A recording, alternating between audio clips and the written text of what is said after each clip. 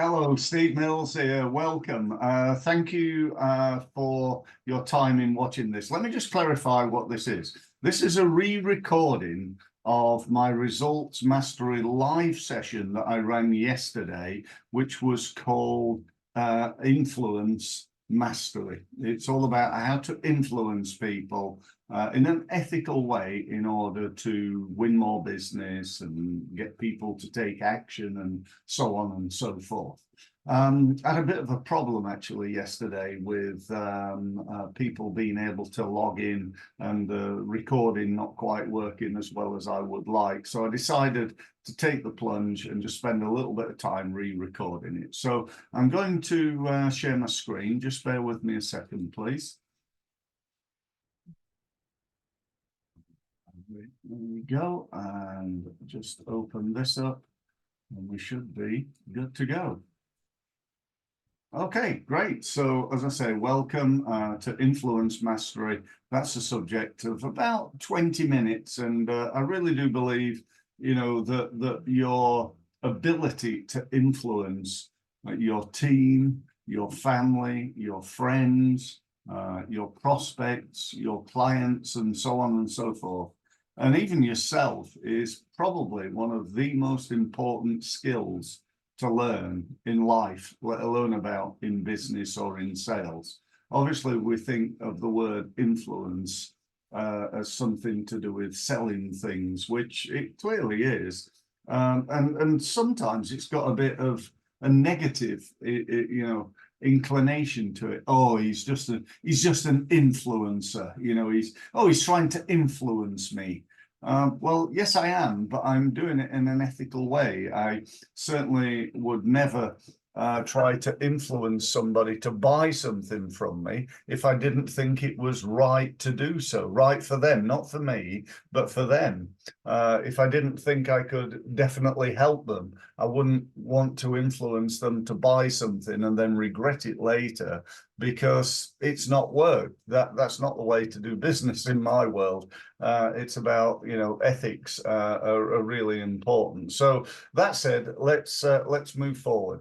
So today we're going to focus on, as I've said, you know, how to win more new business by becoming better at influencing in an ethical way. Obviously, the Q&A was done yesterday, so you'll have to forgive me, but you're not going to get a recording of that.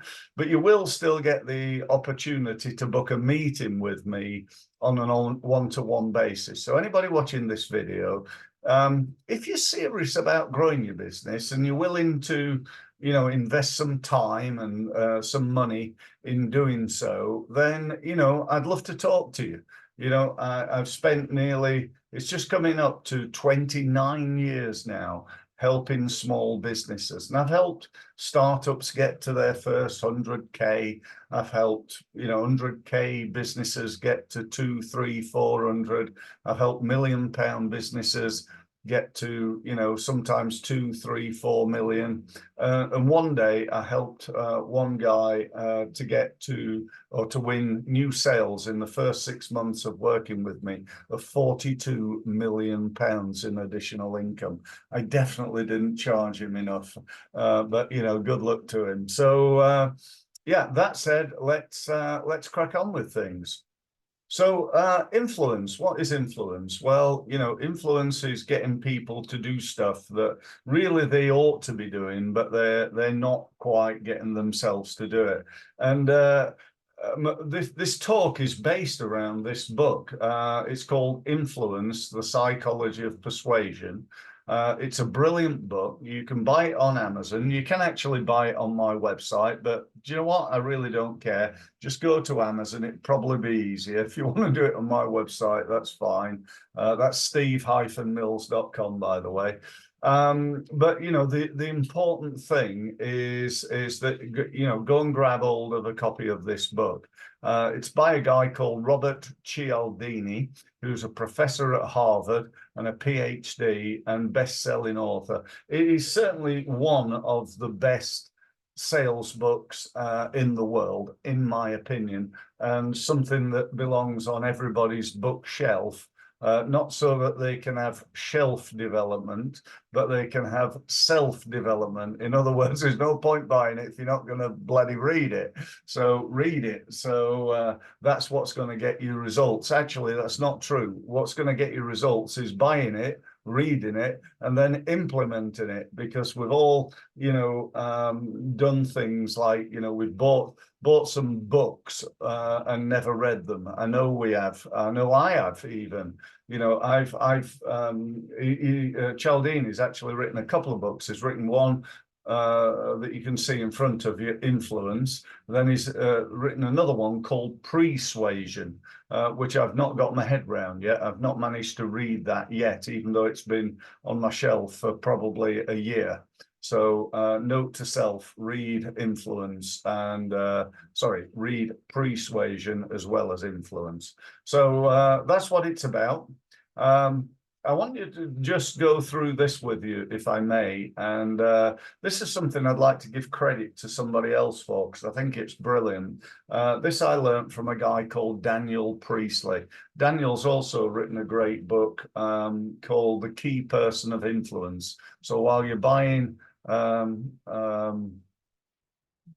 Influence, you might as well buy Key Person of Influence as well. You can get both of them on Amazon, and the great books. And in it, he talks about a 5-step sales process, which we all need to adapt, I believe. I think one of the biggest problems and reasons why people don't sell, actually, I'd say there's 2 reasons. 1, they try to sell too soon. And 2, they don't continue working at the process. So what happens typically is things like, somebody connects to me on LinkedIn, and then like literally 3 seconds later, they send me an automated email with 500 words that they've clearly written especially for me in the last 3 seconds, trying to sell me something. And if I don't buy, that's it. I never hear from them again. That is not the way to do it. Certainly not the way to do it on LinkedIn. And Daniel and I, because I believe in Daniel's system, talk about, firstly, crowd development. One of the biggest problems that we've all got in small businesses is obscurity. We're not known. We're not known by enough people. Unless you're Apple or Vodafone or, a big brand, you're probably not known by enough people. I'm reasonably well known in my last 29 years. I've got probably the opportunity right now to market myself to about 80,000 people. But when you compare that with the 3 million businesses in the UK and the fact that I work all over the world, you realize how obscurity is affecting me. And if you're like most of the businesses that I meet, having 80,000 people you can get a marketing message out to is way beyond what you're capable of. So we need to develop your crowd. You need to get more contacts on LinkedIn. You need to get more contacts into your email database because we need to be better known. We need to develop our crowd. Just look at it this way. If you're winning, if you've got a database with, let's say, 5,000 people in it, and you're emailing as part of your marketing, and that's winning you, let's say, 100 grand a year. Potentially, if you manage to double your database from 5,000 to 10,000, you double your income from 100,000 to 200,000. It just makes sense, doesn't it? Without doing anything better or clever or more, you just market to more people, you get twice the income. Now, it might not work out exactly even, but it ain't going to be a million miles away. You might only get an extra 170,000, an extra 70,000 on top of the 100. Wouldn't that be terrible? And all you've done is managed to grow your database, step 1. So step 2, then, we've got to get this database involved. It's no use just going, sending stuff out, sending stuff out, sending stuff out. We've got to get them involved. So we need to capture their info. We need to invite them to events. We need to get them to fill out forms saying they're interested in receiving our information, our reports. You need to get them to fill out surveys, and you need to text them. Texting is a great way of marketing these days. Apparently the average open rate for emails is about 20%, and the average open rate for text is up at 95%. So which is the best way of doing it? Well, the truth is probably both, but text shouldn't be, discounted. Number three, we need to then convert those expressions of interest, the people who've come along to my events or filled out a report or, have attended one of my free events, my LinkedIn Lives that I do every week, an event like this, and then convert those into meetings. That's what we need to do. We need to, once we get them in that meeting, we need to look at our conversion rates. If you're converting right now 4 meetings out of 10 into sales, that's a 40% close rate. If you could improve that by 20%, from 40% to 60%, you don't grow your business by 20%, you grow your business by a full 50%. 6 out of 10 is 50% more than 4 out of 10. Does that make sense? I know it scrambles the brain a little bit. You think, does it? Well, it does. Okay, so go and do that. Go and work on your sales sales conversion rates from meeting to sale in order to improve your conversion rate. So making or having an easy first sale, like a no-brainer first opportunity, is a really good thing to do. And once we've done that, we can either upsell them into other services, or we could potentially create a continuity product. In other words, something where people buy on an ongoing basis in order to keep that income, the lifetime value of a customer. I was talking at an event a little while ago about this, and one guy put his hand up. He said, that doesn't apply to me. I said, oh, right, what do you do? He said, I'm a funeral director. He said, the thought of getting ongoing income from people in the box is a little bit scary. I said, yeah, but the customers are not in the box. The customers are their family, where you could sell them other things, and when the sad day comes, when other members of the family leave, you win business. So you win the family as an ongoing client. He said, oh yeah, okay, I accept that. But anyway, so that's the process. Let's have a look at what Cialdini talks about in his book. So the first thing he talks about is commitment and consistency. We all love businesses that are committed to whatever level they're at, and they're consistent in terms of what they do. You take somebody like McDonald's, it's certainly not the best service. It's reasonably quick, but not the best food or the best anything. But we know what we're going to get. It's consistent, and they're committed to it. And it doesn't matter where you are, anywhere in the world, you get the same thing. Yeah, and that people like. That's why McDonald's is, so successful. Another example, which is total opposite of that, was a firm of solicitors that I worked with up in Berkshire several years ago. Great firm, really good people, really good at what they did.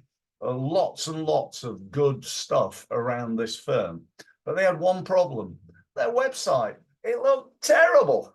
It was like, it was one man and a dog working out their back bedroom. Their website at the time looked absolutely blooming awful, and it bared no reflection to the great company that they were. You with me? So the commitment and the consistency in their brand wasn't there. And the amount of times when I've, met people and were the clients or people at my events, and I've gone, here's my business card, and they've given me theirs, and I've looked at their business card, and perhaps I've then gone to their website, and their business card don't look anything like their website. It looks like a different company.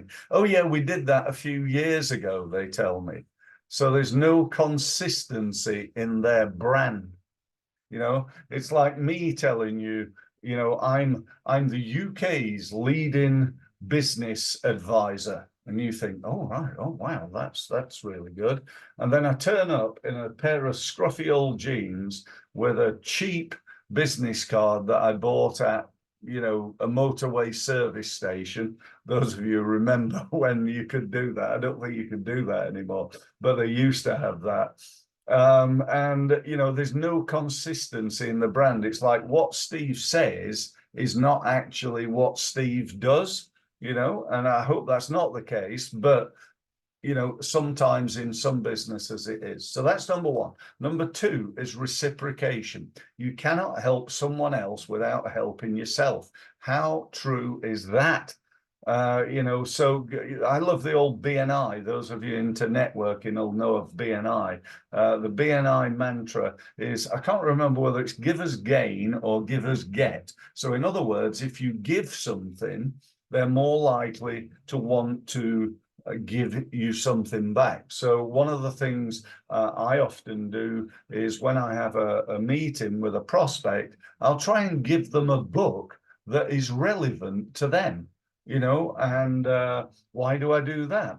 Well, I believe that if they're going to speak to 2 or 3 business advisors, if their perception is, you know, they're, you know, they're all reasonable, then they might go with the guy who gave them the book because he was a nice guy. He gave me a book.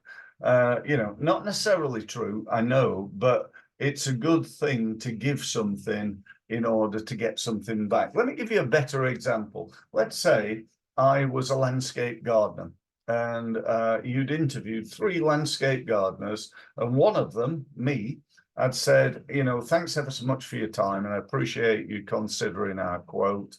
Our quote is for, you know, £3,500 for the year, divided over 12 months. And for that, we're going to do all this work. This is what we're going to do. And by the way, as a thank you just for allowing us to quote you, I'd like you to have a copy of my latest book on landscape gardening. What's that going to do for you?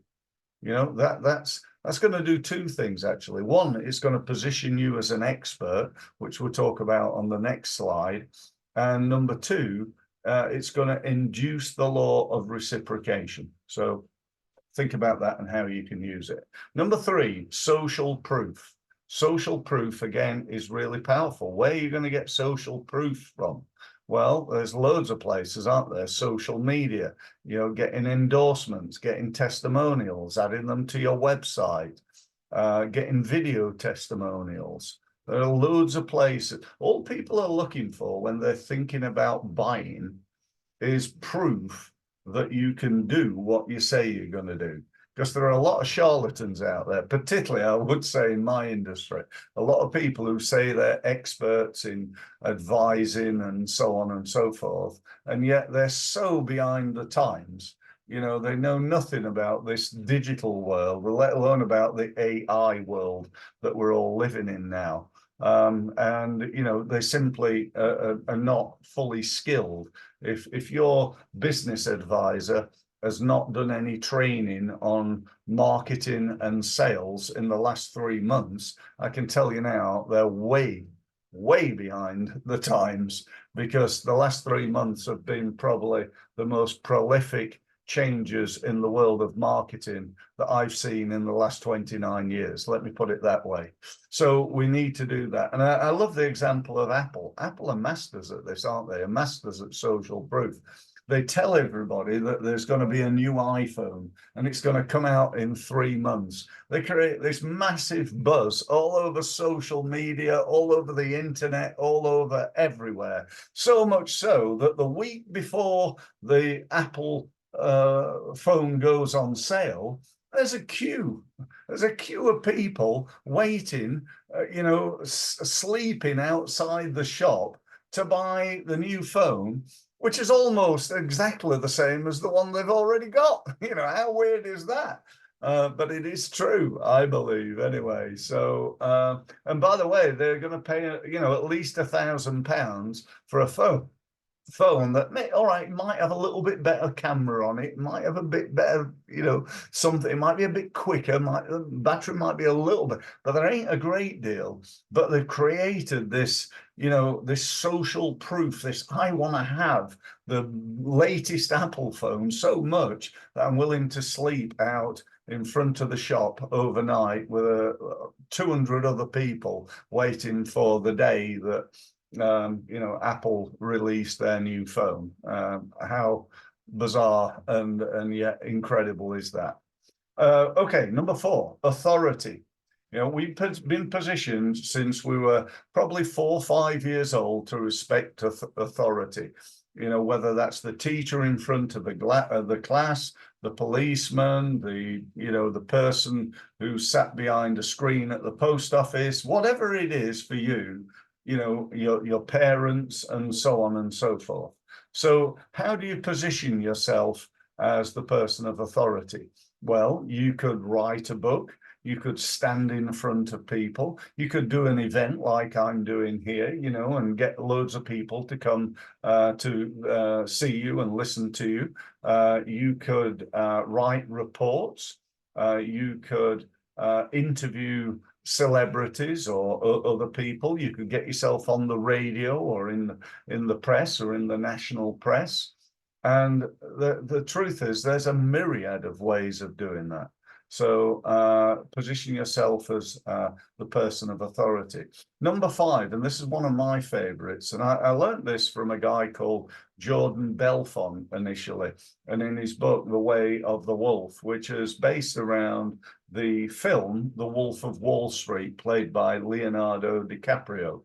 And in it, in the film and in the book, Jordan talks about the keys to winning business are getting people to know you, like you, and trust you. But he also says it's important to get people to know your products and services, like them, and trust them. And then lastly, what he calls the 3 10s, the third 10 is getting people to know, like, and trust your company. That's why I buy Apple. I know, like, and trust the company. I think they've got great products and services. The only problem I've got when I walk into that Apple shop is I don't yet know, like, and trust the person who's going to sell me. Are they going to advise me? But based on Apple and their products, they're going to be so well trained. They're going to know exactly. I know they're not on commission because they don't pay their people commission to sell me more, which is another thing I like about the company. And so what do? Do I go and buy one down at, let's say, another company where I can't even find anybody to help me? Or do I go to Apple where, 3 people have already asked me whether they can help me within 5 minutes of walking in the door? So, and I know that they're highly trained and will be able to help and advise, and I'll get a fantastic product and so on and so forth. So I'm sold. I'm an absolute advocate of Apple. I would never buy anything else. If Apple started selling TVs, I'd buy an Apple TV. If they started selling cars, I'd probably want an Apple car. Although that sounds a bit weird, doesn't it? Having a car called an Apple. It's just not quite right. But anyway. And number 6, last but not least, is scarcity. It's that old thing about the last biscuit in the tin that everybody wants one. So if I said to you, look, I'm running a day-long workshop, I've got 18 people booked, I've got 2 places left, and by the way, it closes tomorrow. I'm utilizing scarcity in order to create urgency and a need to actually take action and sign up to my seminar. A word of warning about this: it's really, really important, I believe, to act ethically. So if I tell you, I've got 18 people and, there's only 2 spaces left, and then you turn up and the room's only half full, even if I have got 18 people, if the room holds 40, it's just lying, basically, and the lack of know, like, and the third word there, trust, becomes evident. You know, they won't trust me again because I've already lied to them once, and that's right at the beginning of the relationship. So really important, if you're going to use scarcity, that you're honest and credible with it. Really, really important there. So where can you use all this stuff then? Well, the truth is anywhere. You know, find the magic and improve your results. That's what we're talking about. So you can use it on your website. You can use it on your social media, email, advertising, podcasting, sales presentations, blogging, meetings, and, you know, I could go on and on and on.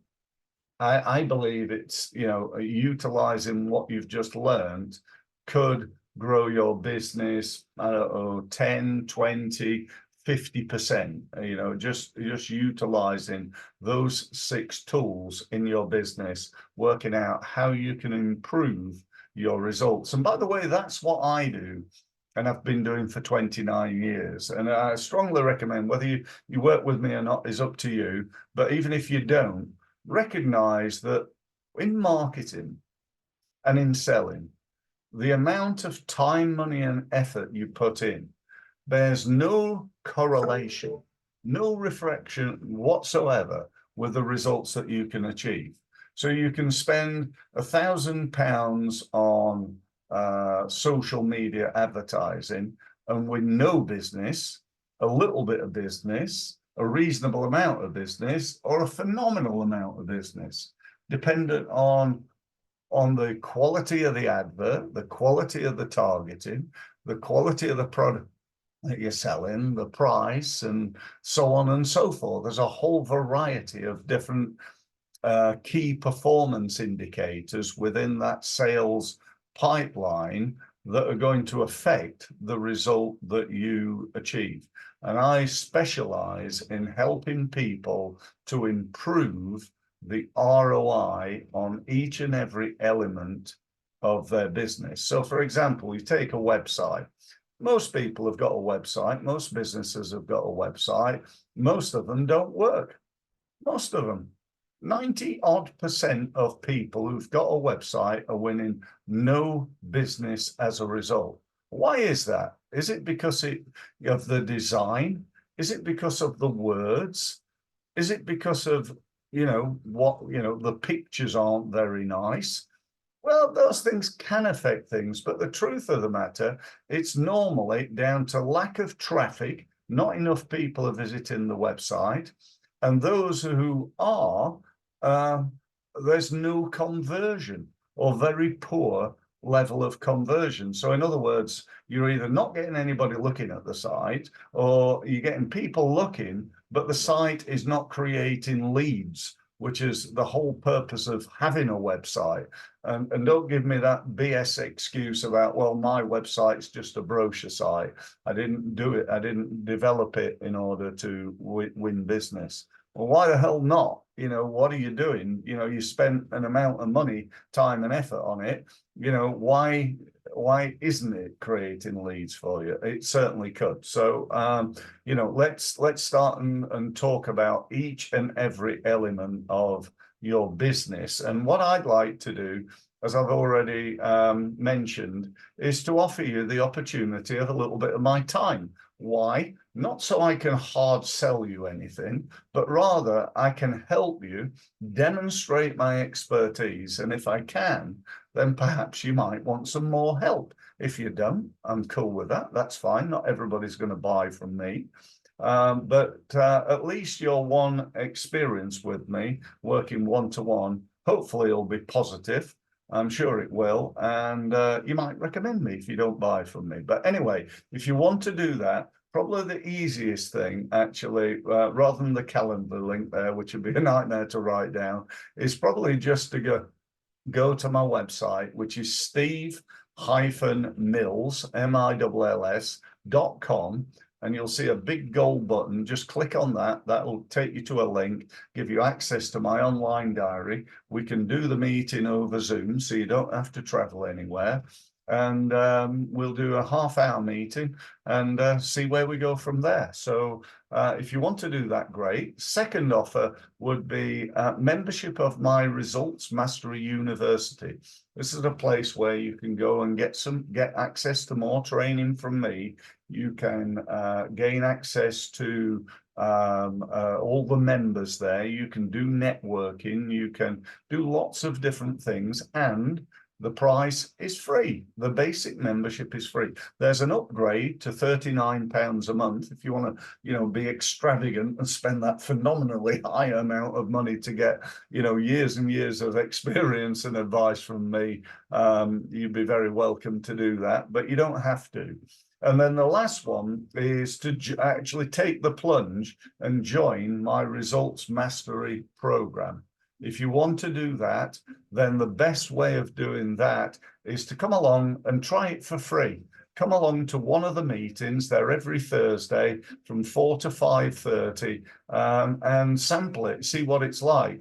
So again, just get in touch with me if you'd like to do that. You can see my contact details there. Give me a call on my mobile, or go to my website, results-mastery, or as I said, steve-mills.com. So thanks ever so much for listening, and I look forward to meeting you in the very near future. Thank you.